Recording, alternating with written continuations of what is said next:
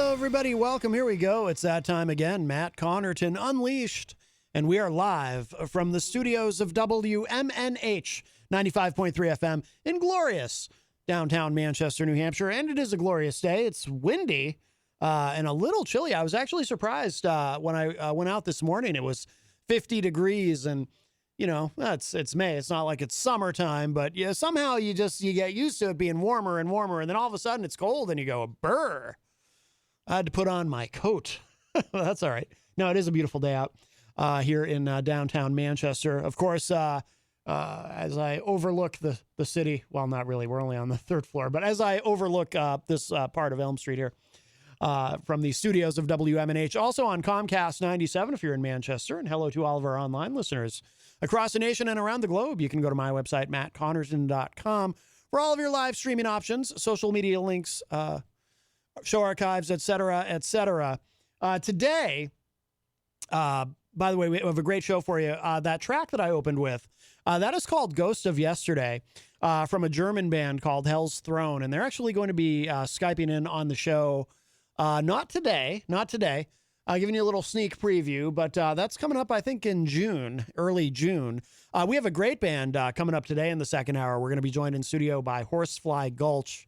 And these are, you know, it's three guys who have been in the music scene for a long time in various projects, but I haven't seen any of them in forever. So this will be really cool. I love their sound, and we'll play some of their music for you later. And I think they might play live in studio for us as well. So that'll be coming up today in the second hour. I'm not sure about that. I forget now. I forget what Jenny told me.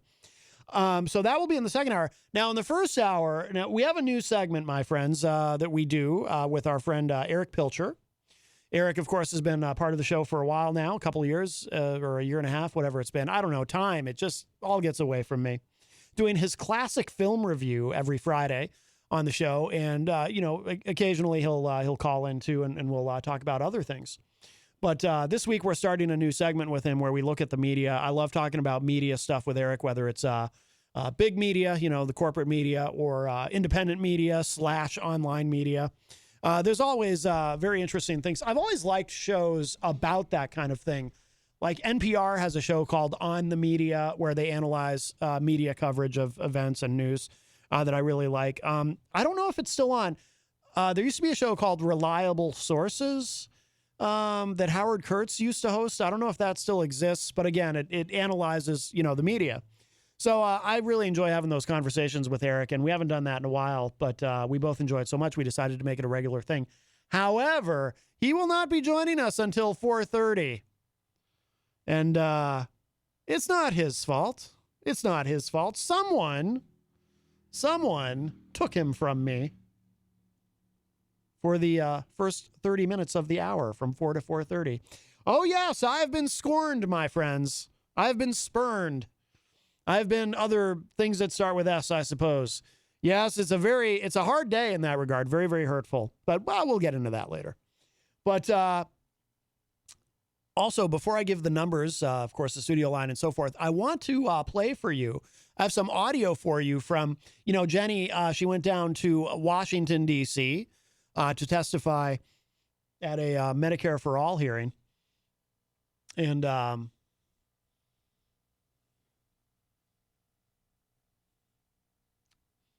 sorry.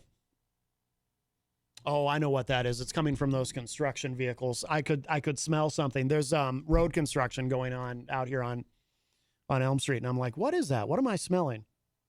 That's what it is. It's actually making it into the building. So Jenny went down to Washington, D.C. To testify at the Medicare for All hearing. And not only, so she gave up and gave her she got up and gave her presentation. And then she also asked she was asked, or she responded to a panel question. She sat on the panel afterward as one of the activists. And I want to play for you the audio of those two parts. Now, and by the way, if you want to see the whole thing, it is up. You know, we put it up on YouTube and everything, but it's about 90 minutes, the full event.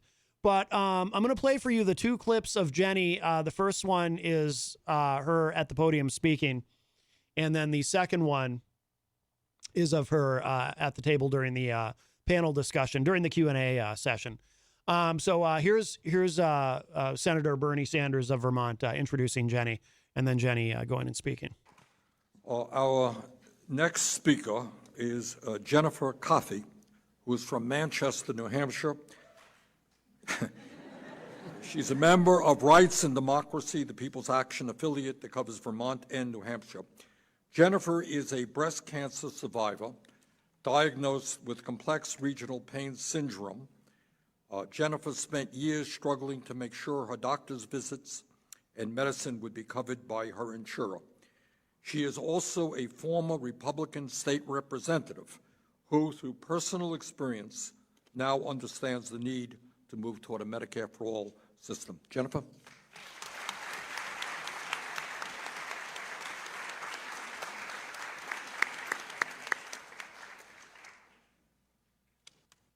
Good evening. My name is Jen, and I'm from Manchester, New Hampshire. And at one time, I was a fully functioning EMT, and I joked that I lifted people for a living. Then breast cancer surgery went wrong. I ended up bedbound for 2 years, and I lost everything. I felt like I was going to be trapped forever in my bedroom. I developed complex regional pain syndrome, the most painful disease known to medicine, and small fiber neuropathy. Rules imposed by my private health insurance company, United Healthcare, Medicaid, Disadvantage, consistently overrides my care team's medical expertise. I've yet to figure out how my private health insurance can actually help me. Because my private health insurer refuses to cover my care, I was forced to make a GoFundMe and sell my possessions to afford treatments. With the help of People's Action's Care Over Cost campaign, I was recently able to get approval for my next infusion. I worry, though, that when no one is looking, United Healthcare will not approve any more treatments. Things got bad really fast last year. My illness was progressing, and I was forced to ration infusions because my rent was hiked up $400. My neurologist started me on LDN, low-dose naltrexone. But the pharmaceutical company that makes the medication will not make it in the low dose that I need because it's not profitable for them to do so. I've had to use a compounding pharmacy to get the medication, and I've had to use 5 different pharmacies in order to keep costs down. Again, my Medicare Disadvantage plan through United Healthcare will not cover it. Insurance companies serve no purpose in medicine. They decrease positive outcomes.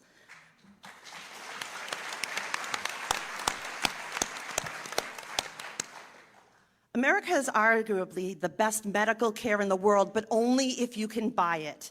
This is not a Democrat or Republican issue. This is a human issue. It's disgusting to watch United Healthcare brag about over $8 billion of profit earned in just 3 months, and they deem me too expensive to keep alive.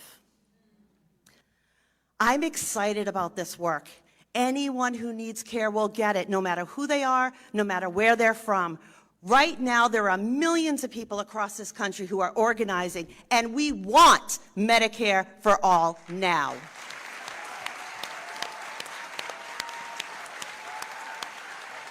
All right, so there you go. So that was Jenny's presentation at the podium, and then I'll also share with you. This is during the panel discussion. My last question before we open it up is, what do you think it would mean for the health and decreased anxiety in this country if anybody could walk into a doctor or nurse's office whenever they felt they needed to without having to worry about how they're going to pay for it? What would it mean to the health and well-being of our country? Who wants to say a word on that one? Yeah. In my opinion, that would give me true medical freedom, where I am making the decisions with my providers and my family, and whatever is needed is done, and not some bureaucrat insurance person or computer denying care. The decisions about care needs to be between the physician and the patient and their family, and that's it. Medicare for all is the only way to do it. All right, there you go. So I wanted to share those with you. Very proud of her, obviously, and I know a lot of the audience is as well. And I'm not sure, I don't think we, aside from EZG's entertainment report, I don't think we have any guests booked for tomorrow. So who knows? We might see Jenny in here with me tomorrow to talk about this, talk about her trip to Washington, D.C. and so forth. Then again, she may want to take tomorrow off to recuperate because, you know, this has been a big deal. It's not easy for her to travel at times. And but there you go. I wanted to share that with all of you. So, and if you do want to see the whole event, it is up, of course. I put it up on YouTube, and it's if you on Facebook, you can go to the Senator Bernie Sanders Facebook page, and you can check out the whole thing. But there you go. So I wanted to mention that, and I do look forward to when she's on the show with us, and you know she can tell us all about it in detail. And I'll be seeing her later this evening, of course. She's going to be arriving in town. I think her son is actually picking her up and taking her out for Mother's Day because they weren't able to do something on Sunday. So there you go. 603-250-6007 is the studio line, 603-250-6007. You can also text me at 617-917-4476. I'm on social media at Matt Connarton. You can email me, matt@mattconnerton.com. And, of course, you can interact and opine in the Facebook live chat. But the best thing to do so that we can hear and enjoy your dulcet tones is to give us a call at 603-250-6007. Yes, if you're just joining us, by the way, our friend Erich Pilcher is not here yet. He will be delayed. He will be joining us at 4:30. And then, of course, in the second hour, we have a great band coming in, Horsefly, Gulch. But, yes, Erich Pilcher will be joining us late.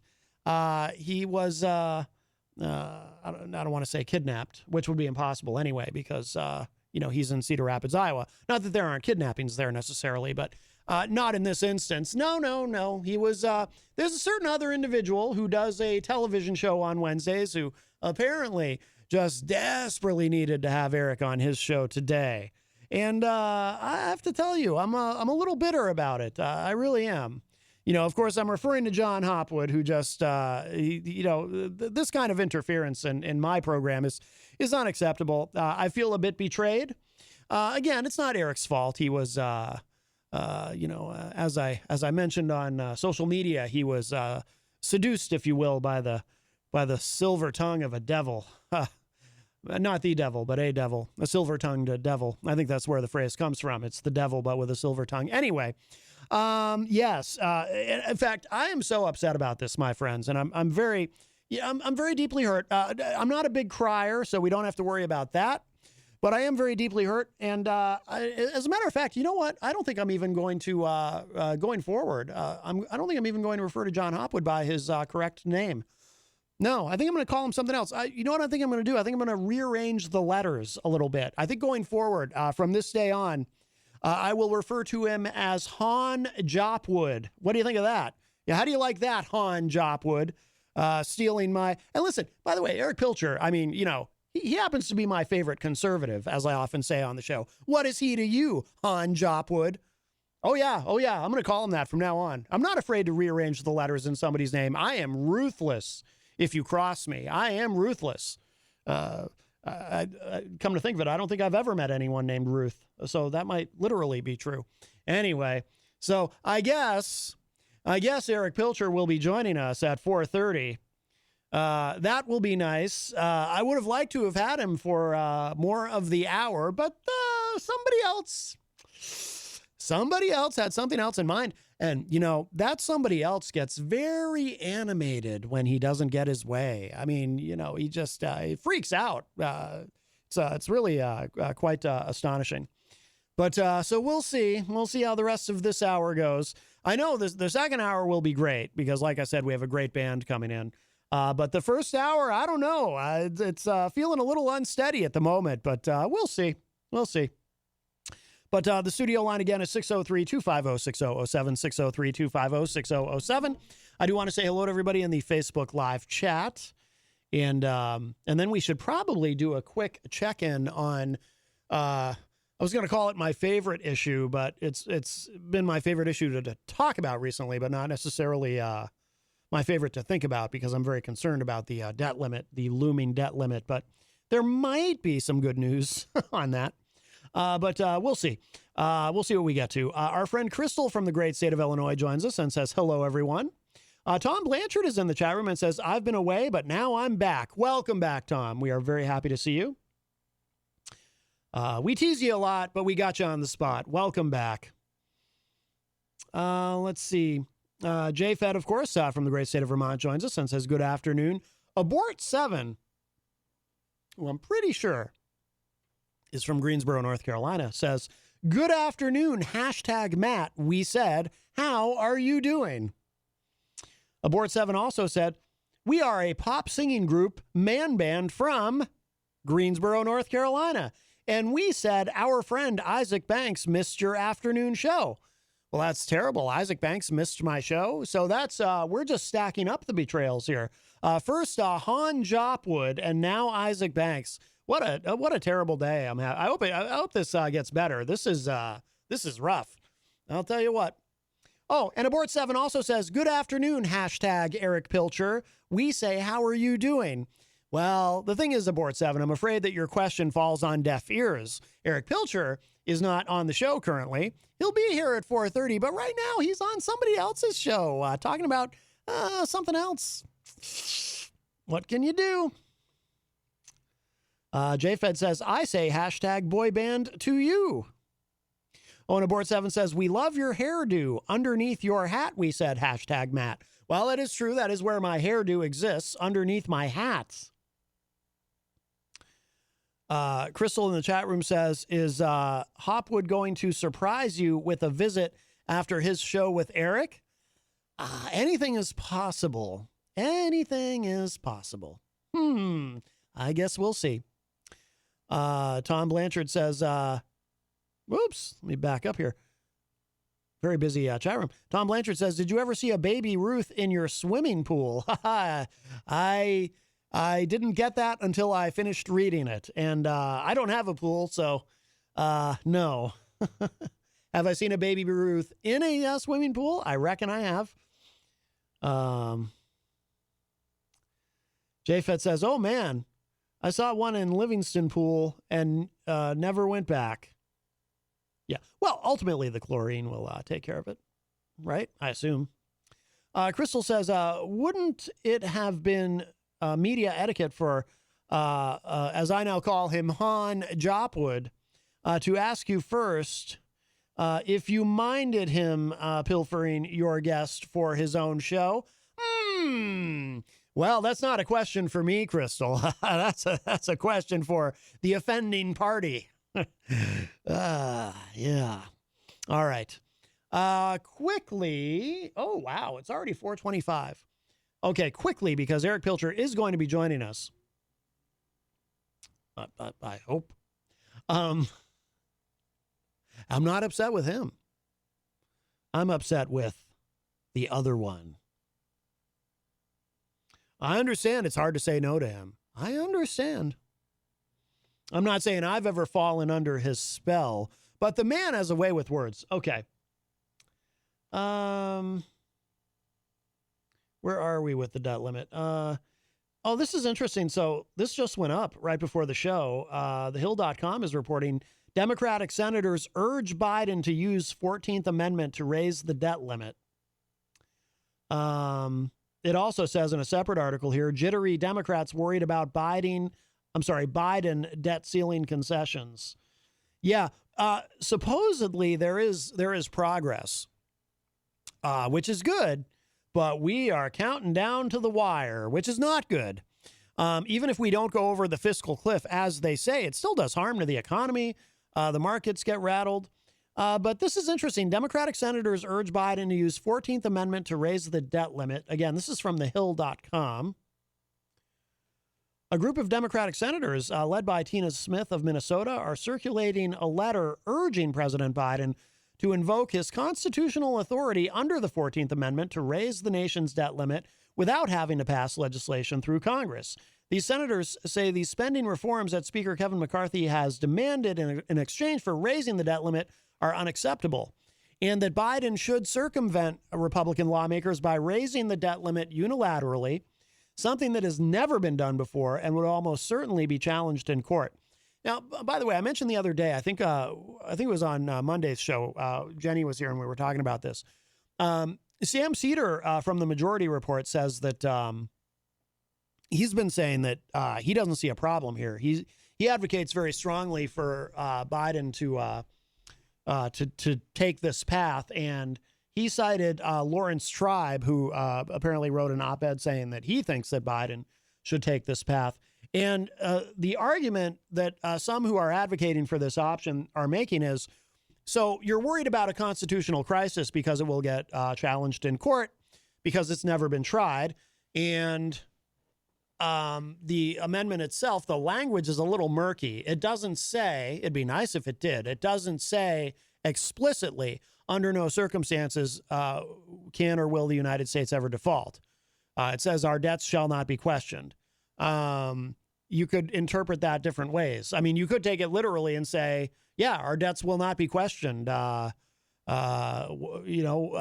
one can say we don't owe this money because we do. It's not questioned, right? Whether we're going to pay the bills or not, we definitely owe that money. So there will be different interpretations. But the thing that that some are saying is, so we're worried about a constitutional crisis where it gets challenged in court, but who would bring the challenge? Because the challenge has to come from somebody, from somewhere. Somebody has to say, okay, well, we don't think this is constitutional and we're going to challenge this. Who has standing to do that? And standing, as I understand it, and again, I'm not a legal expert or a legal scholar of any kind, but so I can get in over my head with these things pretty quickly, I will acknowledge. But as I understand it, standing means that when you bring a suit, you have in some way been harmed by the action in regard to which you are bringing the suit, or there's the potential for you to be harmed. Sometimes the boundaries of that are stretched quite a bit in lawsuits because you would think by that standard of having to have standing that you couldn't bring a lawsuit against somebody on behalf of a potentially, hypothetically in the future, prospectively injured party on their behalf if you yourself are not the one in danger in any way of being injured. So, but again, the boundaries of that are often stretched. So I don't know. I guess in theory, Biden could do this, and then Congress would then go to the Supreme Court. So you have, I mean, this is our system of checks and balances, right? You've got the executive branch, you've got the legislative branch, and you've got the judicial branch. And so if the executive branch does something and of course this happens, if the executive branch does something that the legislative branch thinks is an overstep or objects to in some way, they then can bring that to the judicial branch. I mean, that's a hypersimplification of how it works, obviously. But I guess that could happen. But in theory, I mean, it would be fascinating to watch it play out, but also absolutely terrifying. So I do not want to see this happen. I don't want to see this happen. But at least as the American economy is, if it comes to it, at least as the American economy is being destroyed and reduced to rubble from which we may not recover in our lifetimes, at least it'll be fascinating to watch, I suppose. Kind of like watching a disaster movie, except it's real, But I guess in theory, so if Congress were to bring a suit, I guess their argument would have to be that they were harmed because their authority was usurped by the executive branch taking an action, because the legislative branch, Congress, the House specifically, that's who handles the purse strings, the pocketbook, the money, the wallet, the safe, and whatever other terms I can or cannot think of at the moment, because Erich Pilcher is on the line. Hello, Erich. Hey, good afternoon, John. I'm sorry. Sorry, Matt. What did you just call me? It was a mistake, Matt. I'm sorry. Oh, I see. A mistake. Oh, that's fine. That's, we're all human. Mistakes are fine. It's like the Billy Joel song. You're only human. You're supposed to make mistakes. And I'm not even that hurt. that you called me John's name while calling into my show. No, it's fine. You know what? I'm gonna be like Taylor Swift and just shake it off, shake it off. Shake it off, shake it off. I'm fine, really. No, don't worry about me. I promise you that does not hurt my feelings at all. It doesn't sound like you've shaken it off. No, Matt. oh no, I've shaken it off. I've shaken it off. I'm fine. Okay, then. People are going to call me the wrong name, and that's fine. Just the other day, somebody called me Bill. I said I'm not Bill, and it was an innocent mistake. It's fine. Whatever. I'm good with it. Really, no, that's fine. That's fine. Are you? I should ask you though. Are you calling to talk about baseball? Is that why you're on the phone with me right now? No, I've already talked about baseball. Oh, right. Yes, with that other person. Mm-hmm. I get it. I mean, yes, and he had a guest, Peter Stella, join us. Oh, well, I don't know who that is, but I bet he's very important, and I can understand why you would want to be a part of that discussion. And it doesn't hurt my feelings at all. No, it's fine. I'm glad we handled this amicably. Oh, listen, I am not. I promise you, I am not about to dissolve into tears live on the air. I mean, I might, but I'm trying not to. I'm trying to hold it together because that's the kind of competitor I am. Not that this should be a competition. It kind of feels like it's turned into one, but that's okay. That's okay. By the way, I would just say though, personally, I don't trust anybody who's shorter than John Oates of Daryl Hall and John Oates. I'm just throwing that out there. But that's fine. I'm glad you had a nice time. By the way, I no longer call that individual by his actual name. I've decided to move some letters around, and going forward, I will refer to him as Han Jopwood because I am a little upset with him. But that's fine. Well, and to be fair, I'm going to move on. Well, that's probably good because I don't have an ending for this bit. So yes, welcome Erich Pilcher from Cedar Rapids, Iowa. Yes, thank you, Matt. Yes. It seems as if the media feuds and media issues have died down. I think the storm that was Steven Crowder going alpha male on his wife. I really think that it can't get much worse than that, can it? That was pretty bad. For those who haven't seen the video, of course, there's a video of Steven Crowder.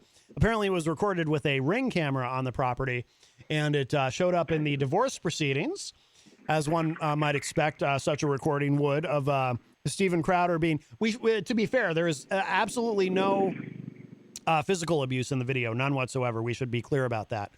But there's emotional and psychological abuse galore. Yeah, I was going to say, it sometimes is worse, the scars that cannot be seen. Yes. Is that a song lyric? It sounds like it would be. I mean, I don't know. It should be. It very well might be. I'm not that poetic. No. Yes. Yeah, there's that video. Yeah, the Steven Crowder stuff seems to have died down a bit. There is, the big thing in the media right now seems to be the biggest, I wouldn't call it a scandal, but there seems to be a lot of disagreement. And the degree of disagreement, it's not necessarily partisan over that CNN town hall with the former president, Donald John Trump. And there's a lot of controversy about whether CNN should have done that or not, and whether or not it was a spectacle, and whether or not it was a waste of time, and whether or not it was a low point in cable news, although cable news has many low points, so it's almost difficult to chart in that regard. But what do you think? I mean, I assume you saw it. I saw clips of it. Yeah. And here's my take on it. The minute I heard Donald Trump, CNN, I checked out. And the reason being is, what tree was CNN trying to bark up here? Here is a guy in former President Donald Trump that ridiculed you immensely, Right. questioned your integrity, like Called them fake news. just Yeah. incendiary comments. And yet you're giving him a platform with probably one of the, and I'm ambivalent to Anderson Cooper. I don't dislike him. I'm not a fan. Yeah. I'm not, I have no feeling either or. I think he does a great job reading the news, but just what did they expect to happen here? Yeah. To me, it's a difficult thing because I see both sides of the argument in the aftermath of it. Well, first of all, and I saw both sides of the argument going into it too, because what happened is exactly what I expected to happen. Exactly. And I think probably most people were not particularly surprised. But on the one hand, so you can say, well, you know how this is going to go, and you know he's basically just going to give his campaign stump speech with Caitlin Collins interrupting at times. And by the way, you know, she's taken a little bit of criticism, but not too much, because I think people think that, you know, she did the best she could under very difficult circumstances, and I would tend to agree. I don't know what anyone could have done differently. But on the other hand, even knowing that it was going to be a train wreck, I mean, you can't ignore him. He's the front runner for the Republican nomination, or as I often call him, the presumptive nominee. And I agree with that. You can't ignore him. I guess if I were CNN, I probably would have tried to get someone else to moderate and to host this. Maybe Wolf Blitzer, someone that could have kept it more focused. I forget his name, the guy who left Fox News for CNN's streaming service. Oh, Chris Wallace. Yes, there we go. Thank you. Maybe Chris Wallace. But then again, we then go back to President Trump and this idea that if certain people are going to interview him, he won't do the interview. Right. He wants people he can bully. He wants people he can push around. He wants those people. Because then he exudes power, and then his constituents, his base, is like, yeah, we own the libs. Right. Yeah, and that is what a lot of them are claiming on social media. Crystal, and it's like, no, you didn't own the libs. Right. You owned nothing. You watched it. Yeah. You gave CNN ratings. You gave them money. Yes. Well, you got played.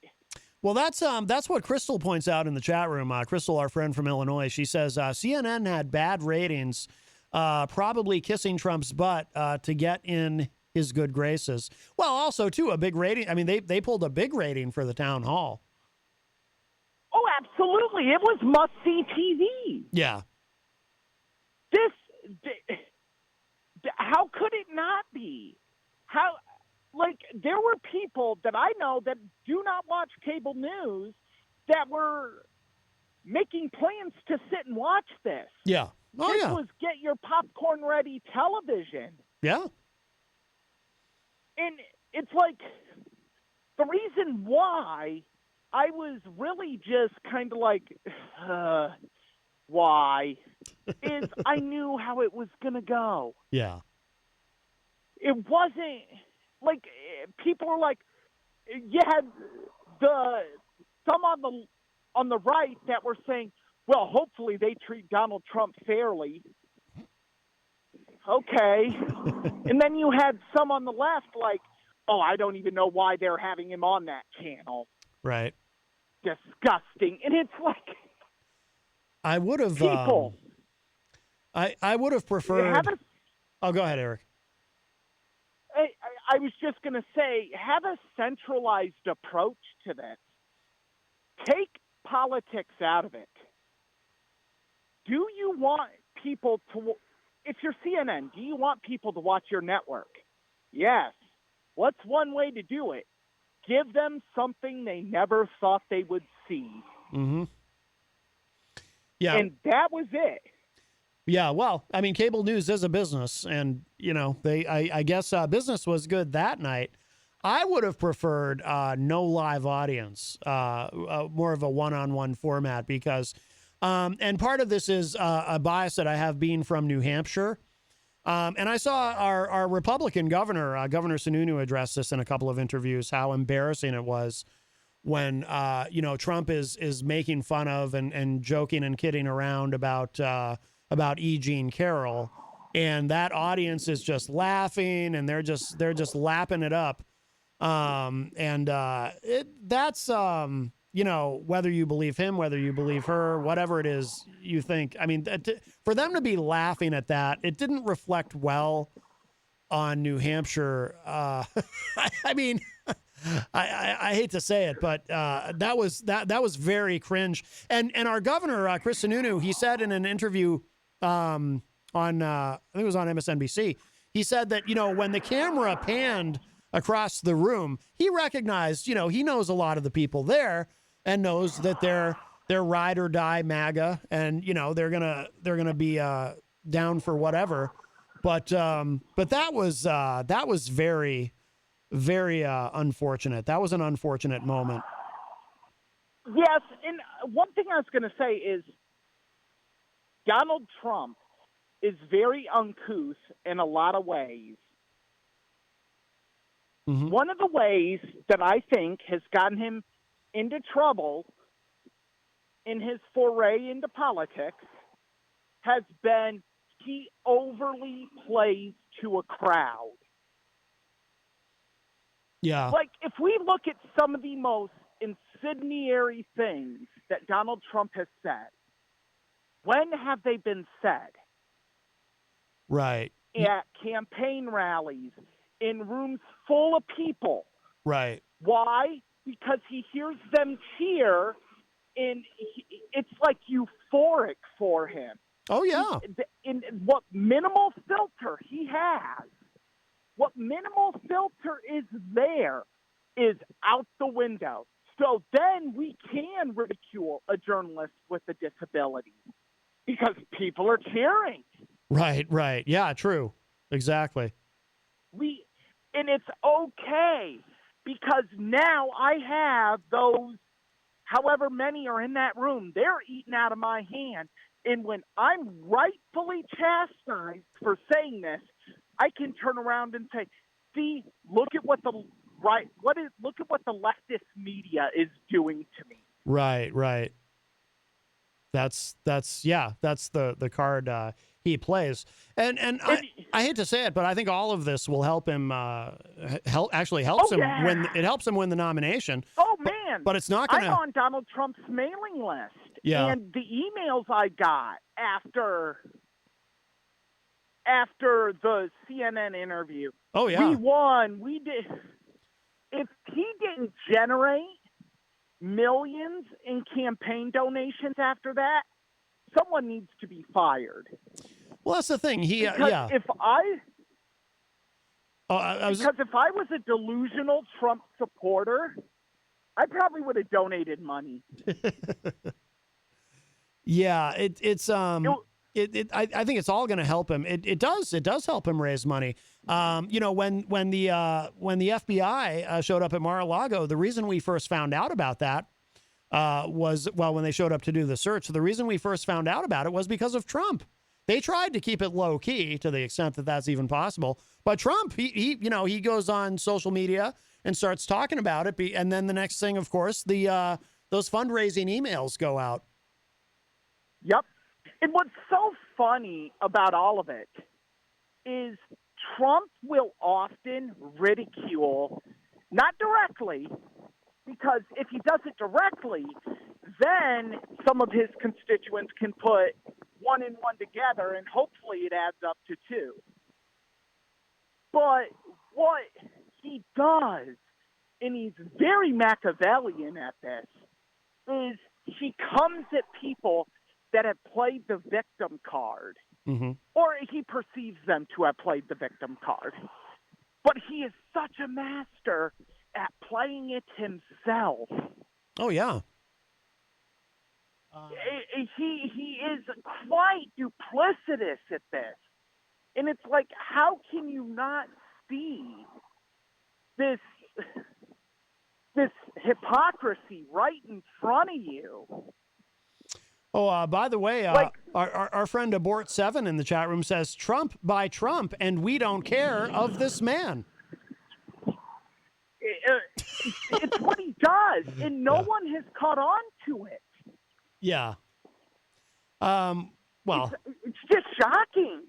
A lot of people catch on, or they eventually figure it out. I mean, you were a Trump supporter at one time, and then you got off the Trump train. But here's the thing: is I was a Trump supporter, but I always admitted his faults. I always said, "Here's the deal. Here's why I like him. Yeah. Here's what I don't like." And anytime he has done something I've disagreed with, I've been vocal about it. Yeah. Yep. Because you cannot just claim blind allegiance to a politician. Yeah. And he is a politician. Anyone who says otherwise is delusional. Oh, he's a businessman. Really? Business is a form of politics. Oh, absolutely. And politics is a form of business.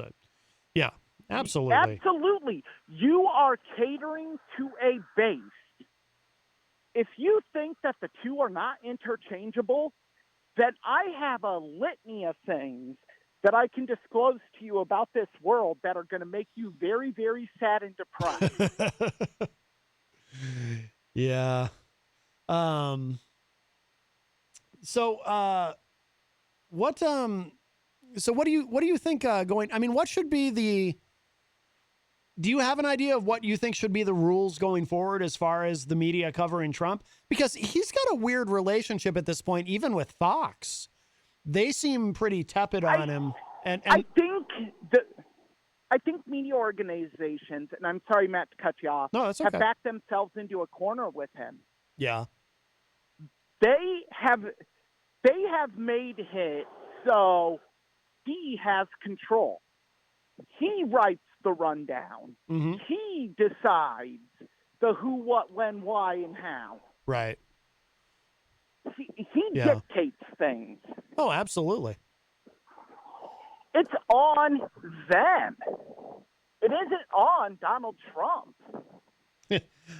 Crystal in the chat room says Trump's faults make the San Andreas fault look like a tiny crack.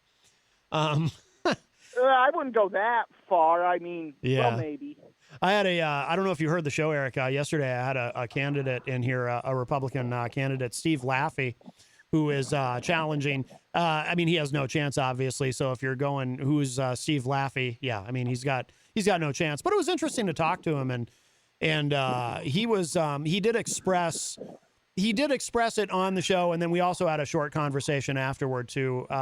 He mentioned about the town hall, specifically the same thing I did about the whole E. Jean Carroll bit, which was so distasteful and so uncomfortable hearing people laughing about that and applauding Trump, and just really gross.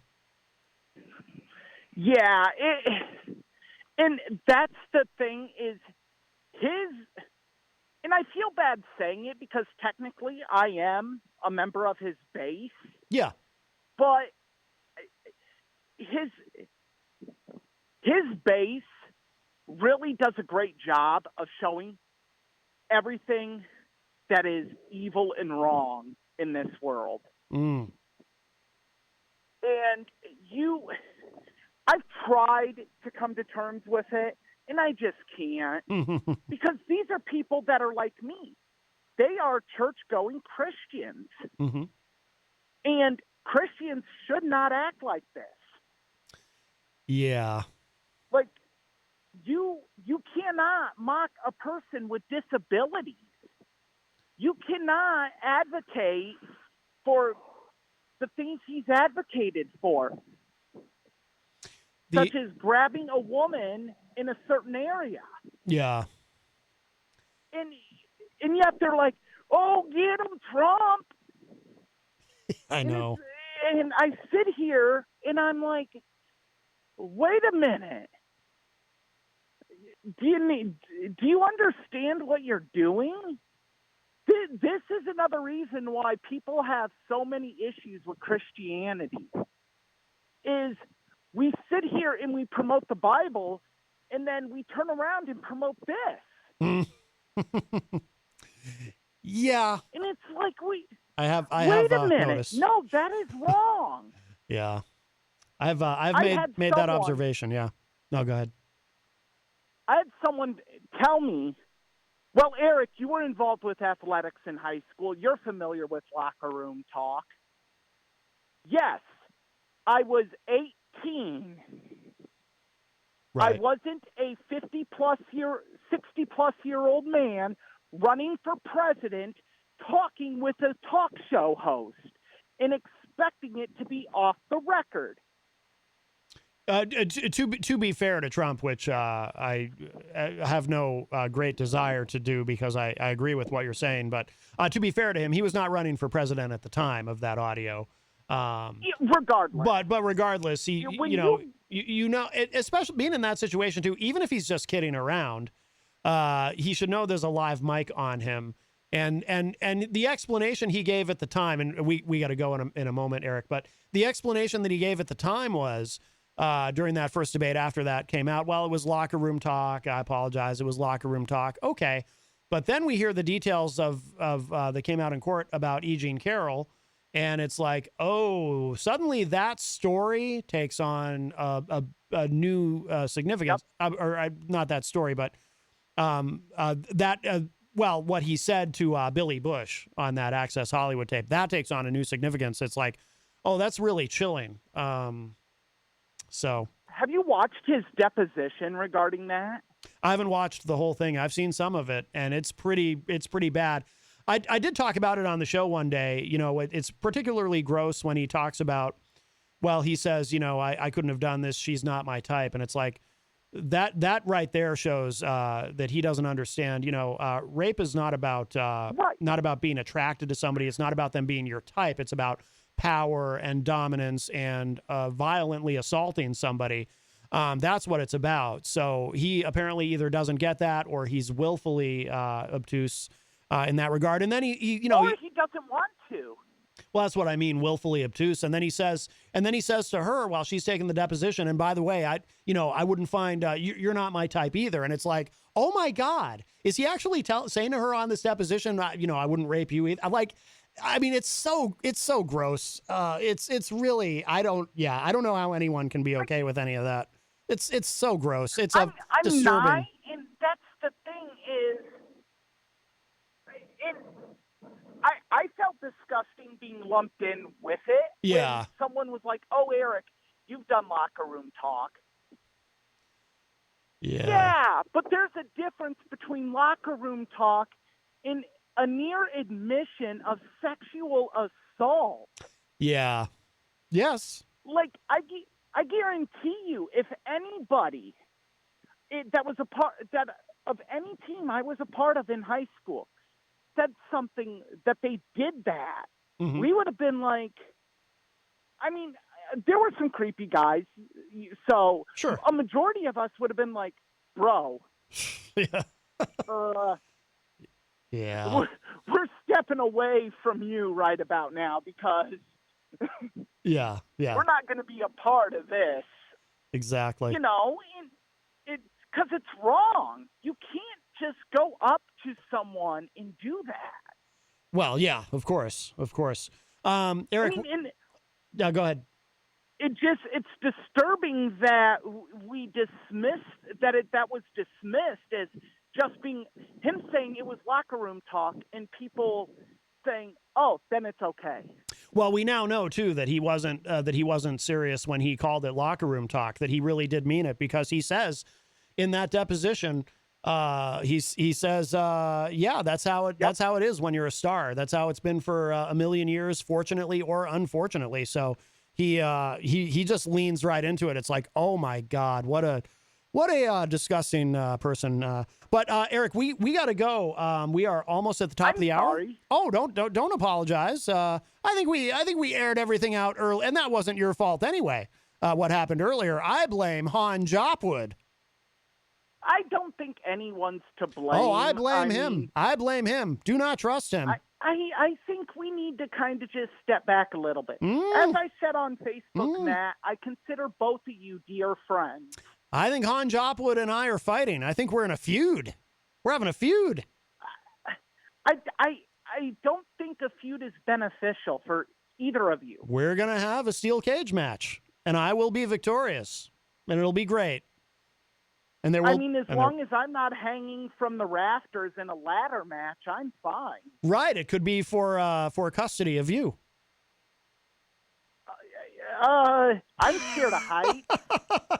Non-wrestling fans are like, what? What are they talking about? All right, Erich, before you go, though, just quickly, what do you have for us for Friday for the film review? For the film review this week, we are looking at the 1978 film Superman, the movie. Yes. I remember watching that with my dad. It is, I haven't seen it in many years, at least a decade. And watching it again, really, there's a lot of things that I was like, that I'd forgotten, and I'm like, that's great. Yeah. Oh, very cool. Well, we look forward to your review on Friday, and we do appreciate you joining us here today. Always wonderful to speak with you, my friend. Absolutely, and thank you for having me, Matt. You're very good, very good. All right, Erich, we'll talk to you soon. Thanks. No problem. All right, bye-bye. All right, that was our friend Erich Pilcher. It is the top of the hour. We're going to take a break and show some love to our amazing sponsors, but first, I'm going to play a couple of songs from, or at least one, and maybe we'll save the other one for later. It depends on how long it takes them to set up. I'm going to go bring them in. The band Horsefly Gulch is here, but this is a great track. This is called Snake Dance. Check this out. WMNH, rip the knob off. Welcome back, everybody. This is Matt Connarton Unleashed, and we are live from the studios of WMNH 95.3 FM in glorious downtown Manchester, New Hampshire, also on Comcast 97 if you're in Manchester. And hello to all of our online listeners across the nation and around the globe. You can go to my website, mattconnerton.com, for all of your live streaming options, social media links, contact info, show archives, etc., etc. Today is Wednesday, May 17, 2023. And we have some very special guests in studio with us. We've got the band Horsefly Gulch here. And let me bring those mics up there. And this is Adam. Let's start with you, and let's have you all before you play. We'll have you tell us who you are and what you do in the band. All right. You get to go first because I've known you the longest. All right. Hey, my name's Adam Cody, and I play drums. All right. That's pretty much it. All right. And you, sir? Hello, I am Paul Davidson, and I play bass and also do some backing singing and some percussion as well. Yes. You got for those not watching online, you've got a what do you call that? A horse a horse tambourine? I don't know what. It's Horse head on a stick. That's it. Yeah. A horse on a stick. kind of a Godfather vibe. Did you wake up one day with that and you were like, oh, I'll put a tambourine on it? I woke up, he was looking at me, and that's it. All right, very good. And you, sir? That thing has horror movie written all over it, by the way. I think he found it at some yard sale somewhere, and it's going to be haunting the studio for the rest of it. Yes. My name is Steve Hadachuk. I go by Steven Scott sometimes, depending on the day. I play guitar and I sing in Horsefly Gulch. Very good. Well, so what we're going to do is these guys are going to play live for us, which I'm really looking forward to. And then we'll take a quick break, and then we'll come back, and we're going to talk and catch up on everything these guys are doing. But what do you guys? And we'll have to kind of sound check on the fly. But I'm pretty good at that. Cool. It ends up sounding surprisingly good in this room, actually. What are you guys going to play for us? This is a song called "Burn the Breeze." Burn the Breeze. All right. Whenever you're ready. All right. I don't love the come down. Puts me back at the start. There must be another way to mend this broken heart.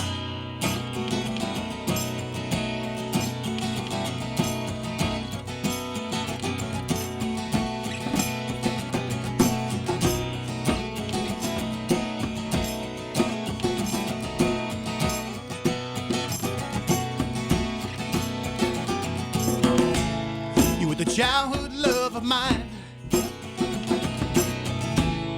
my greatest mistake. And as I walked away, I heard your voice call my name, and I hear your voice call my name. Let's burn the breeze together. Let's not waste any time. Burn the breeze together and get away this time. Hey! La la la la, la la la la.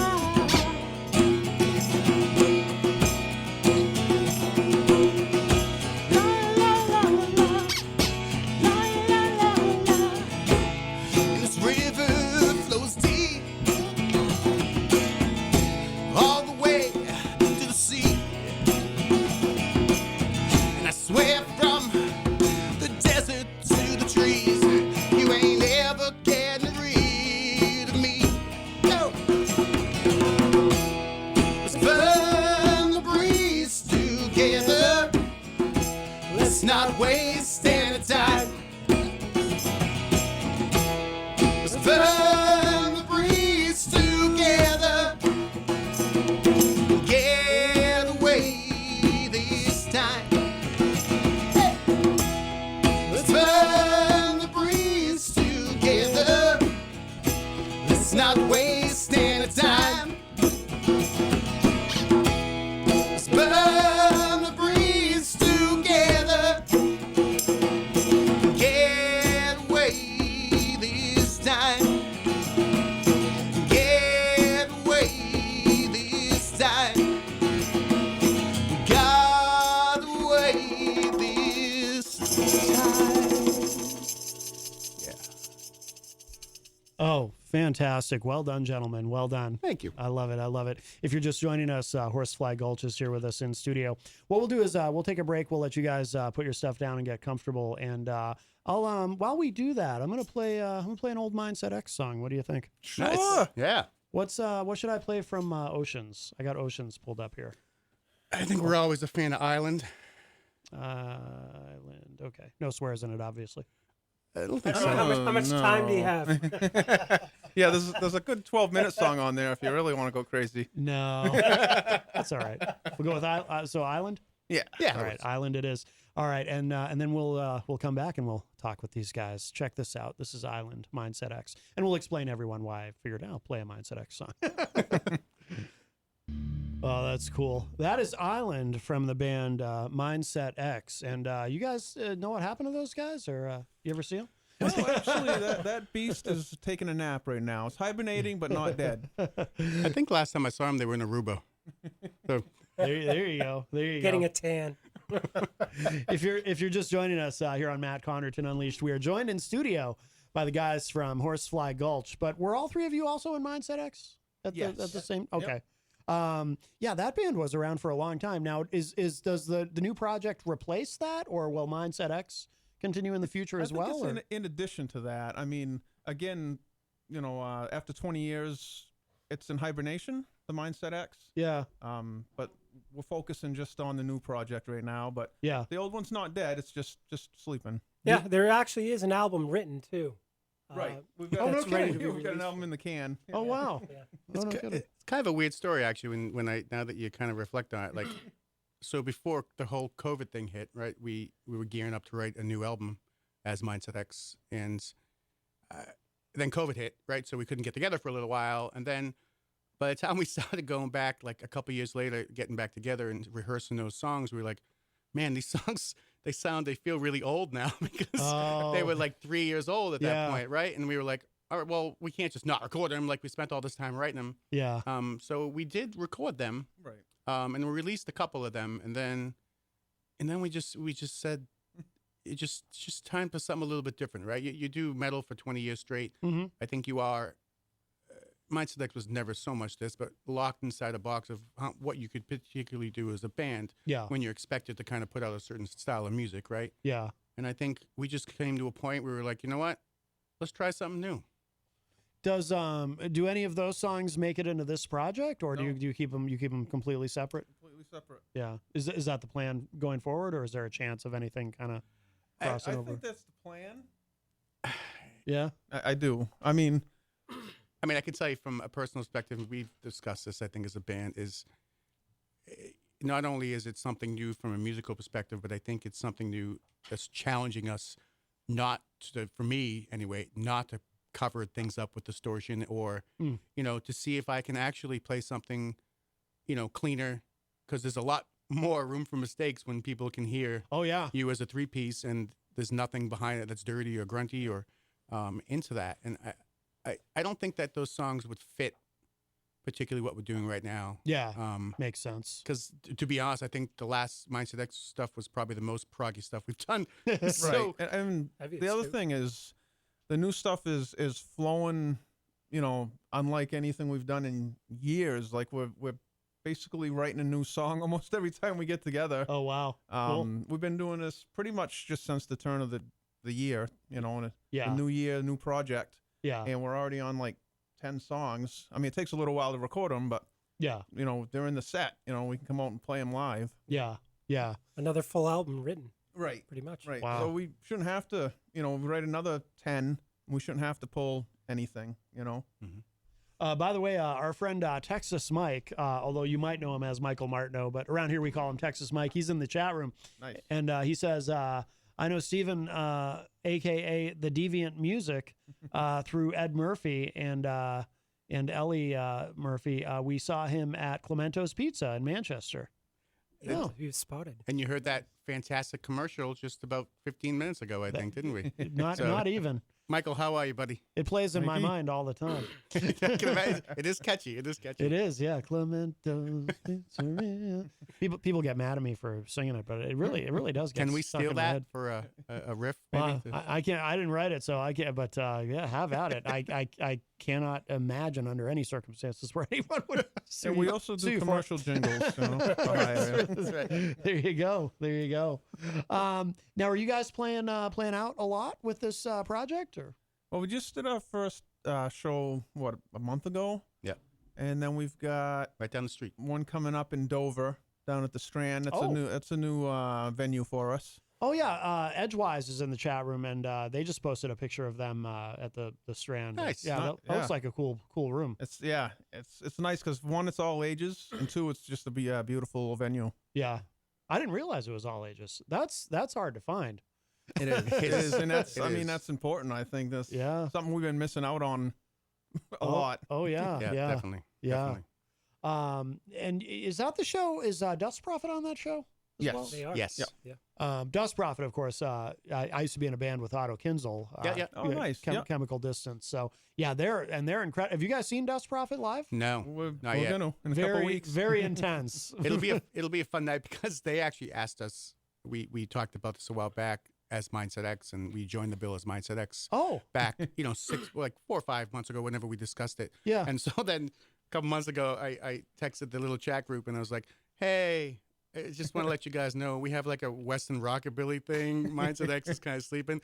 even though it doesn't really fit with any of the stylistic stuff going on, Yeah. can we just change the name? And they were like, yeah, cool, let's do it. So Yeah, it should yeah. be a really cool night of music. And I think we've always been about screw the genre, it doesn't matter. Yeah. Just get a bunch of bands together that love what they're doing and open people's minds to listening to different styles of music, right? And Oh, yeah. always been about that. Yeah, we got a couple other lined up too. We got one right down the road at the Shaskeen, which Oh. that's where our first show was. Oh, excellent. We'll be back there on the 16th of June, I believe. Yep. And then the Bitter 23rd Pill. up at Area 23. Oh, okay. That's Yeah. my favorite new little hangout there. Yeah, Because yeah. it's close to me. Oh, there you go. There you go. Yeah, Edgewise says at the Strand. I assume it's Chris in there. He says all ages for those UNH kids at the Strand. Nice, that nice. makes sense. But why do I hear a lot of good things about Area 23? I've been there, but not for a long time. What is it? But everybody's talking about it, not just because if they happen to be close, but everyone's giving it rave reviews. Yeah, Kirk up there is one of the biggest supporters of local music north of Manchester. Kirk McNeil. Anyway, Yeah. yes. Yep. You can go in there any given night. There's live music. He's got open mics Wednesdays. I just saw an incredible band there. Dan yeah. Bedrosian and the Secret Army. Okay. He's part of P-Funk. Oh, And he's playing. I've interviewed him. Yeah, Yeah. in that little room. Yeah. It's mind-boggling, you know. Yeah. Yeah. He was on the show. It was a few years ago now. It Nice. was before COVID. But cool. Now, so when you guys play live with this project, how many songs do you have that you do live? Right now we've got 10. Oh, okay. That's, Right. I that's think pretty we- solid. Yeah, we Is that still only 45 had minutes? 9. Yeah, 45 minutes to an hour, Yeah. Yeah. depending on the jam mood. Very good. Very good. If you're just joining us here on Matt Connarton Unleashed, we've got Horsefly Gulch in the studio with us, and these guys played live earlier. So if you missed it, you definitely want to go back and check the archive. And Paul, all right, tell us the story. So again, for those who are, of course, most of the audience can't see you except on Facebook or on 97, but you've got. I'll let you describe it. Your instrument of choice that you brought today. So yes, so being a unique band, we decided to try different instruments and stuff. In fact, Steve does a little mandolin here, a little Banjo there. banjo there, and I was like, oh, I need something, right?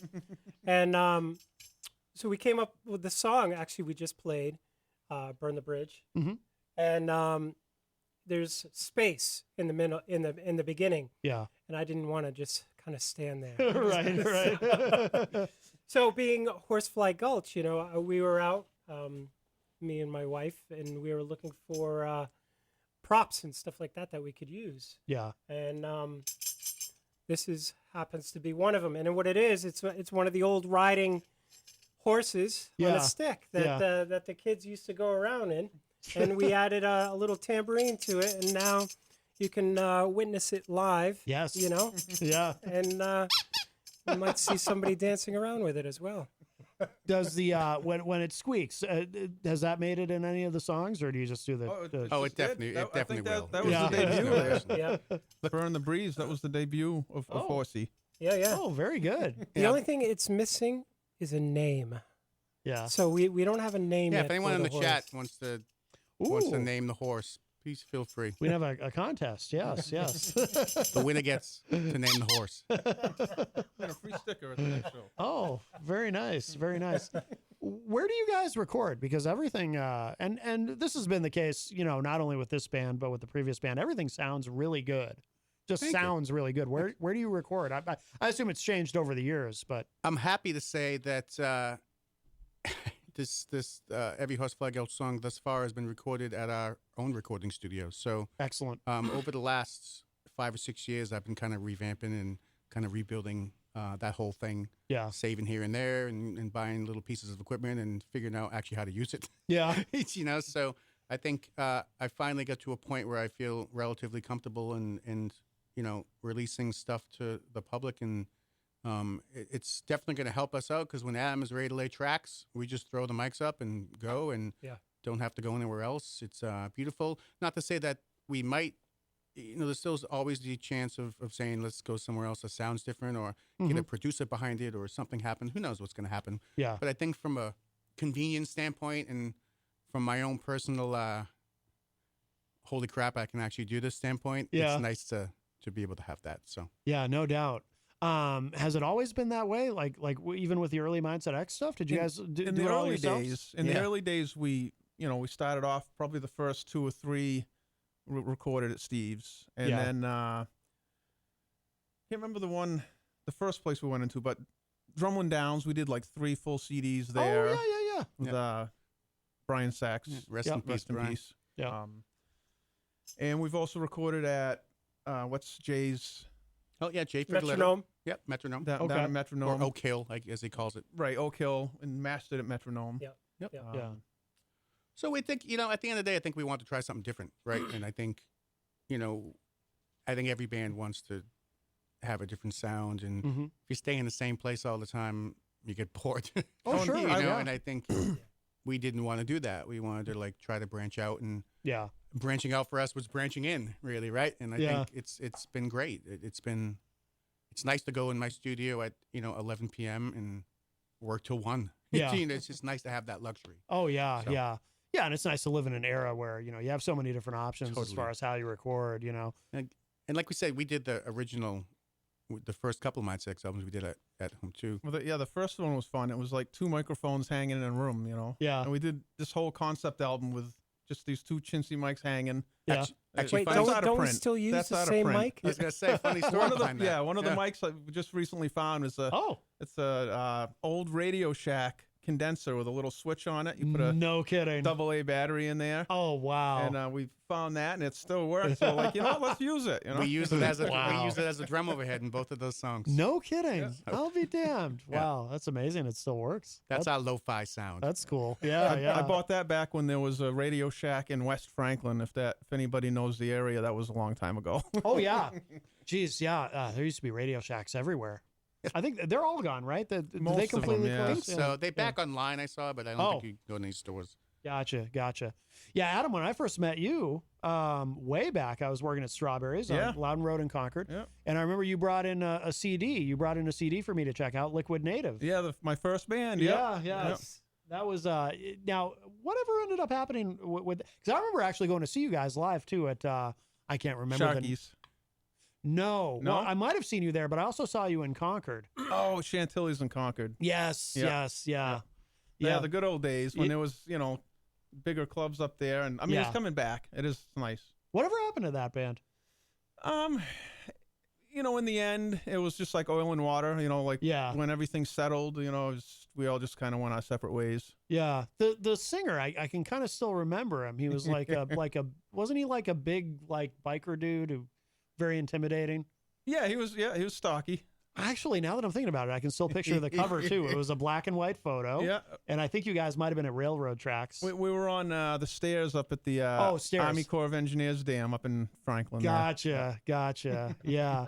Now, after that, was Mindset X next for you after that band? No, or- I had one more small project that lasted maybe a year. It's Okay. called Sick Mystic, but Oh, I mean, name's familiar. yeah, there is a CD floating around out there. There's maybe like 100 copies in existence. Yeah. I think you still have that email address, don't you? That's still my email. Yeah. Oh, no kidding. Now, what about you guys? Obviously, Mindset X has been around for a long time, but have there been other projects too along the way? Or Definitely for me. So like, I actually was trying to think about this the other day. So I'm up to like it's over 30 years I've been playing on the music scene. yeah, And with can't say my first band, but the first gigging band was Hollywood East, which was out of Manchester here. oh, okay, And it was hair rock, hair metal, Yeah. whatever you want to call it. it's a cool name, Hollywood East. Hollywood I like East. that, It was a lot of fun. yeah. So I went from that to a punk jazz band up in Maine called Pog Soldier, and then some variations of other bands. I started also recording the Obe Show, which is a all-day experience of music and art and stuff like that. Oh and wow, free-form music, so very experimental stuff. And yeah, and then before Mindset X, before I joined on with them, I also was part of it was a instrumental progressive hard rock band. I got to think about that. yeah. Called Dreamline. And so I remember Dreamline. really, I do. Did I say? Okay. Did you ever? Now I can't remember the name of the venue. I feel like I saw you. Did you play out a lot with Dreamline? we actually did a good amount of shows. In fact, we actually played with Mindset X a few times as well. Because I feel like I saw Dreamline live.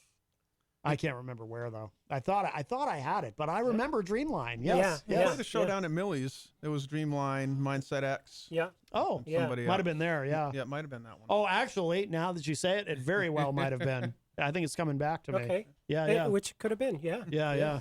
Well, Mad Bob's could have Or been Mad Bob's Bob's. Or Mad Bob's. Yeah. You know, but we played miss down Mad in Bob's. Boston. We played Somersworth. We actually got down into New York City as well with that band. Yeah. So just all throughout the East Coast. Yeah. Yeah. Or the Northeast, I should say. Yeah. Yeah. Well, what about you, Steve? So I started a band right out of high school, or was part of a band anyway, called Salem, which was kind of a, I guess, progressive rock band, I guess. And that did pretty well for a while, actually. And then Salem kind of disbanded, a couple members left. We started a band called Sage, S-A-J-E, which was a little bit out there. But we did again pretty well for a little while. And then I think you and I met from a Craigslist ad or something, right? And then Yeah, I think it was New England Rocks. It Yeah, was yeah, called. yeah, It yeah, was yeah. like, yeah. remember Yeah. that one? Yep, I do. I Yeah. do. yeah, He was, bass player and singer guitarist looking for drummer, and I was the drummer looking for them. And Yep. we got together and we're like, you know what? Let's just start from scratch. New name, new Yep. songs, new everything. Yeah. So I didn't draw anything from my past. Yeah. You know what I mean? Yeah. we used to practice at that first practice space was the town clerk of Atkinson's house. Really? Yeah, Town clerk's basement. yeah, Linda. Oh, how'd you end up in Linda's basement practicing? Don't ask. I knew a light guy named Gary Yeah. who lived in Atkinson who liked Salem, and he was a fan of that Salem Sage stuff, my old past bands. And then we were looking for a place to practice again, and he was friends with the town clerk, and she just loved music, right? Oh. And she was all about that. Oh, cool. And I remember many nights, 3 a.m., trying not to wake them Unloading up our because there was stuff, like yeah. the stairs from hell. Yeah. That went down there. You'd like have to carry these. Back then everything was gigantic and Oh, heavy, yeah. right? So you're trying to do this at 3 a.m, and but great times. We probably still have equipment in those cupboards downstairs. Might be some Wow. PA speakers down there if Right. anybody wants it. Wow. Yeah, so it's been quite an interesting ride, and I think the cool thing about Horsefly Gulch is it feels like we're kids again. You know what I mean? And Yeah. Yeah, it's definitely all new. Yeah, we're not super old by any means, but I think from a musical perspective, it's fun and exciting to be able to write new stuff with nothing kind of confining you, Yeah. and the fact that the songs just keep flowing, and that's from a musician standpoint and an artist standpoint, that's you don't want to put a stop on that. Right. So Of course. I think we're kind of taking whatever the heavens gives us and running with it here. So. By the way, I've been told in the chat room, Edgewise played with Sage a bunch back in the day. I do remember that. Yeah, I do yeah. remember that. Yep. Wow. So Edgewise, you're 26 too, right? We're all 26 here. Yeah. If you're just joining us, we've got the guys from Horsefly Gulch here in studio with us. And if you have any questions or any feedback at all for the band, the studio line is open, 603-250-6007, 603-250-6007. Also, we'll just say hello to everybody in the chat room. I did mention Edgewise in there. And, Steve, I see you're in there. Excellent. And Texas Mike, of course, we mentioned earlier. Melanie La Liberty from the great state of Vermont. We have Abort 7, who is from, of course, Greensboro, North Carolina. They use a lot of hashtags there in Greensboro. It's very interesting.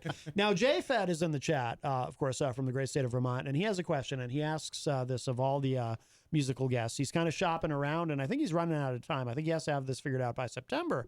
Do you guys play birthday parties? I think we'll play anywhere as long as no one throws anything sharp at us. Okay. So yes. Now, I must, now he didn't bring up this part yet in the chat room, but I feel a duty to forewarn you about this before you even entertain any such agreement, he will probably invite you. I don't think this is compulsory if you go there and play necessarily, but he will probably invite you to join him in an ice bath. I don't know how you all feel about that. Personally, I find the idea terrifying, hypothermia, things like that. But apparently it can be very healthy and refreshing, I guess. I don't know. I'm up for that. I would do it. Yeah, if it's 90 degrees out after we're done playing, covered with sweat, I'll hop in some ice. Yeah. I don't understand any of it, but yes. All right. There you go. These might be your guys, J-Fed. These might be the guys to do that. We'll write a song called Frozen. Yep. Yes. I feel like we're going to all go home like Han Solo. There you go. Jenny is in the chat room and says, Shalom, peeps from Reagan Airport in D.C. Yes, she's flying back from Washington, D.C. today. Nice. Hello. Very exciting. Yes, yes. Hello. So now what's the strategy as far as, because you kind of told me this off air, but what's the strategy as far as releasing new music with this project? They're coming out one at a time every however often? Yeah. As quick as we can put them together and get them out, but have them sound decent. Yeah. So we've been averaging 6 to 8 weeks. Would like to hit 6 every time, obviously. Yeah. But we're just gonna try and keep releasing songs every 6 weeks and till we don't, Yeah. Is the idea to eventually have enough that because I've seen a lot of artists do this now where they release a single, like every 4 or 6 weeks, whatever it is, and then eventually those singles at a certain point become an album. Yes. So that's exactly what the plan is. So if you're looking at something particularly like Spotify, right? We're kind of doing the waterfall release method, right? Which we released the one that got away, which is our first single, and then we just released Snake Dance, which you played. And theoretically, Snake Dance is on an EP, right? So you see, if you go on Spotify, you'll see those 2 songs, and then you'll see 3 songs in a couple of weeks. You'll see a 4th song. So eventually, all that stuff is going to come to fruition and be a full-length album. At this point, to be honest, we'd like to do a vinyl run too, if possibly a double vinyl album, because as our crazy minds work and the way we've always loved progressive music, these songs actually represent a story. So one side is from one person's view of the story, and the other side is from another person's view. Oh, okay. So it's a unique kind of concept that we're kind of running with and seeing where it goes. So yeah. Any plans for? I mean, there's a lyric video, I think, right, for the one that got away. Any plans for to do a proper because it seems like it's easier than ever to make videos. If you got an iPhone, and you can do some really amazing things. Yeah, we actually are in the process of filming a video. What was it? Is it first weekend in June or something? Is it with the release? Or I think it is. Yeah. Right. Well, yes. The next song should come with a video. Oh, cool. Both released on the same day. Cool. It will come with a video. Will. Excellent. Are you guys making that yourselves, or are you working with anybody on that? A good friend of mine, Christian Patty. He will be helping us with the production part of it and stuff, and be doing most of the editing. He's he's a great friend and loves to take pictures and wants to take it a step further, and has worked with some video stuff before. So we are looking forward to having a real nice classic, whatever it comes out. But, There may be snakes. Snakes or something like that. You never know. Oh, Video. Is it going to be for Snake Dance? No, originally it was. Oh, okay. And the concept kind of holds true. It was nice and interchangeable. So yeah. I think the next song I think we're releasing is called The Long Road, and from a single perspective, it's got that thing on it. That thing. Yeah. We don't know what that thing means, or if we all knew what that thing means, we'd all be millionaires, right? But I think it's from a single perspective, we think it makes sense to kind of put the video behind this particular song. Okay. But in the concept for the Snake Dance and this, they're actually close to each other in the story. So from a video perspective, it's kind of easy to make that change. So it's funny. I was having a conversation with somebody recently on the show about music videos, and because there are people who, I'm sure you guys run into it, there are people who have this idea that, you know, since MTV stopped showing videos, I don't know if they show any at all anymore, a long time ago, that music videos are just like a completely dead medium. And it's like, there's really, if you go on YouTube, there's more. I mean, there's artists, you know, of course, like major artists who have a lot of money. Like if Beyonce, you know, puts out a new album, you'll get a video for every single song. There's actually more videos than ever. I think I agree with you. I think a lot of people don't even know a song is released unless there's a video for it. Yeah. Right. And that goes down. Like when you say video now, it's reels, stories. There's, you know, let's not even get into TikTok. Right. So Right. I think videos are more important than probably even the MTV days at this point, because that's all people do. We see it every day, right? You go anywhere, people just scrolling through their next thing, right? And that's how it is these days. So we've, as a band, we even in Mindset X, I think we were never very diligent about making good videos. I mean, we made a couple of good videos with Amanda. We made 2, I think, and I think that's as far as we went. The first one, way back. Yeah. We did. Oh yeah. Atmosphere had a video, and then we did Snake Oil down with in Amanda. Boston and here and there. So we got to get on that bandwagon. I think, you know, we've learned 30 years later, maybe we should make some more videos. Yeah. No, I think you're right, though, that now it's more important than ever, you know, because especially now you make a video and then you can share it everywhere. And I remember being a kid and I would, with the VCR, I would record videos off of MTV, you know. And I would the Betamax. Oh yeah. I'm not quite that old, but I did do the VHS. And I mean, I remember Betamax. I know what it is, but it's funny that actually better quality, and yet that's the one that died. But yeah, I remember recording videos off of MTV and hoping that, you know, my favorite video would come on and I would record it, and it was a big deal. And then I'd get really upset if, you know, after a while the tape would wear out, and then it's like, oh, I don't have that video anymore, and that song's not popular anymore. They're never going to show it again. Yeah. You know, now I'm just screwed. You know, and now in the year 2023, any music video I've ever wanted to see, I can just go on YouTube and type it in. It's amazing. Such a crazy thing. Like the video thing, especially, and there's so many variables with that where like you have to keep in mind like the demographic that your band is kind of aiming for, right? Mm-hmm. So obviously if you're aiming for 18, 19-year-olds, it's all TikTok, Snapchat, and all that stuff. Yeah. But there is still a group, like if you're aiming for, you know, 45-year-old, whatever, 50-year-olds, I mean, they still buy CDs. Oh, yeah. You know? So Yeah. you kind of got to find that weird middle ground. You make a small CD run. You're at the same time, you're supposed to be on social media daily and all this fun stuff. Oh yeah. And, you know, if there's any social media mans out there, please give us a call. Yeah. Because this is not an easy thing to do. And It's a lot to keep up with. A lot It's to keep up with. constantly changing and evolving. And who does that? Like, do you guys all just kind of handle that yourselves, all three of you? Or Right now we're just doing it ourselves. Yeah. I mean, Steve does the majority of it, but I'm doing what I can. Paul and I are doing what I can to pitch in. You know what I mean? Yeah. Absolutely.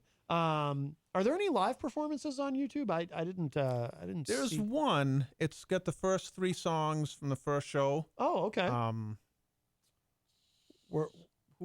It's I actually requested it. So Tom O'Connor's friend there, I did request a copy of it, but I haven't got it yet. But there is one that should be floating around YouTube somewhere. And funny, it has the only, as Mindset X, we always wanted to write an instrumental, and we never did. And then Really? That surprises me, finally actually. I don't know why. We every time we wrote a song, we're like, oh, which is this needs the lyrics. Right. But then we wrote The Outlaw, and The Outlaw was like, this doesn't need any lyrics. So it's the first instrumental we've ever written as a band is actually on this too. And that's actually recorded. It's on that video. So every time I'm watching, I'm like, yeah, like we finally did an instrumental. That's awesome.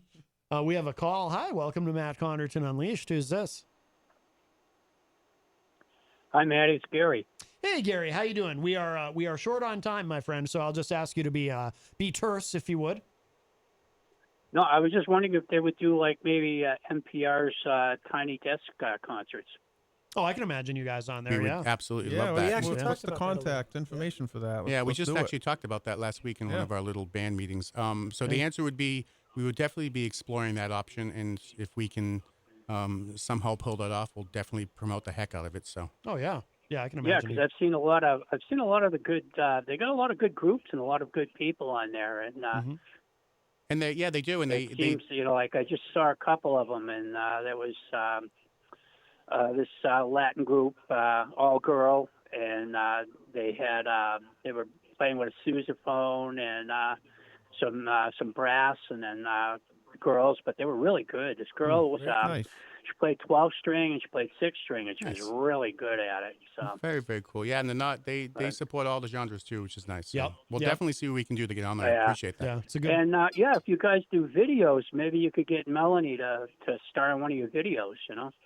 I don't know who Melanie is, but Yeah. She's always looking for something like that, Sure, and to her tell and her to Jake look us Fed up. up in Vermont, oh yeah, cool. Yeah, have her send us an email on our website, horseflygulch.com. Yeah, might be She's looking for a extras. big actress. Cool. Well, yeah. Huh? well, if you go for the birthday party, She's you'll she's meet a her sweet there. lady too. So she's a big actress. So, yeah. Nice. All right, cool. well, I'll let you go, Maddie. I know I talked too long, but I just wanted to put my 2 cents in on Thank that. you very much, Gary. No, thank you. No worries, Gary. We appreciate the call. Yeah, all right. All right. And I love Jenny. Tell Jenny I'm so proud of her. I heard her. I'm so proud of her. So, Absolutely, we'll do. We'll do. All right. All Gary. right. All right, Gary. you Thank guys you. have a great evening. Talk too. to you as well. later. Bye. All right. Bye bye. All right. Very nice. That was our friend Gary, and we are nearing the end of the show. So before we run out of time, I want to make sure you mention, of course, where people should go online. Oh, question. Where does the name come from, by the way? Horsefly Gulch. It's a cool name. Well, back in It was 1982. It was very spontaneous. Really? Yeah. Yeah. We were on our bi-weekly or weekly little Zoom meeting that we do to try and move things forward when we're not physically together practicing or writing. Yeah. And we were just throwing around ideas, and one of us blurted it out like, hey, what about this? Yeah. It seemed to stick, And plus, it's hard to find a name nowadays. Everything's taken. Right. Right. You can go on these name generators online and stuff and come up with some 2 or 3 silly words that don't really make sense Yeah. together. Yeah. That kind of made sense. And there's Yeah. actually a Horsefly Gulch is a place in Idaho or Idaho, something, yeah. right? Oh, no kidding. There It's is a it's place. literally Huh. a gulch. It's like in between 2 ravines or something. We knew Oh. it'd be some sort of Western vibe because that was the style of music we were writing, right? Yeah. Where, Gulch. where I it's mean, it's not country by any means, but I think it definitely pays homage to a little bit of the rockabilly folky stuff, right? So we want something to fit that. And originally it was going to be the Barflies, Right. but then there's like There's 7 million other bands yeah. called the Yeah. Barflies. I was gonna say, 8 billion, yeah, yeah. I bet. No matter what spelling you did or whatever, they didn't the matter. barfly. Yeah. That didn't even work, Yeah. Right. No, I like Horsefly Gulch. It's a good name. It's we're pretty happy with It's it. memorable. Yeah, it is. Yeah. No, it is. It is. All right. So, what should people know about where to find you guys online? Keep up with what you're doing. Go to shows. Get your music. All of that. I'm looking at you, Paul. Well, you do most of the media. I do. All right. So horseflygulch.com is our official website. And I think Instagram and Facebook are definitely the 2 social media platforms that we're kind of really into at the moment. Instagram will probably be the one that you'll find us on the most as we move forward. We do have a Bandcamp, and there is a SoundCloud and all that fun stuff. But I think Facebook, Instagram, horseflygulch.com are kind of the main places. And obviously at the website, all the links are right up top. So you can YouTube kinda click. too, right? Yeah, YouTube, the videos will always be up on YouTube, but I'm not sure how much of a creator aspect we're going to be able to play with that, because that just takes so much time. And Yeah. I don't think we chose that avenue But to it go is at this on point. YouTube Music and, It is. and several other, pretty much all the yeah. platforms. All the streaming platforms are on. So if I could give any love out there, and I could say if you could do anything for us to help the band out, go on Spotify, give us a like, add us to your playlists, because that's where the 3 cents a month rolls in. Yeah, that's right. That's right. All right, very good, very good. And we'll close out the show with is Snake Dance the current single, or is it? That's the newest one. Yep. That's the newest one. So I played it earlier, but we'll close with it too. Cool. Great song. Thank you. I love both of them. But yeah, this is a great track. Gentlemen, Adam, Steve, Paul, thank you all so much. Yeah, it's good to see It you was again, nice man. to see you. This has been wonderful. And if you miss any part of And Horsey, or whatever its name will be ultimately, and if you miss any part of today's show, it will be up in just a little bit at WMNHradio.org and at my website, MattConnarton.com. And we're going to go ahead and get out of here. Let's listen to some Snake Dance from Horsefly Gulch to close out today's Matt Connarton Unleashed.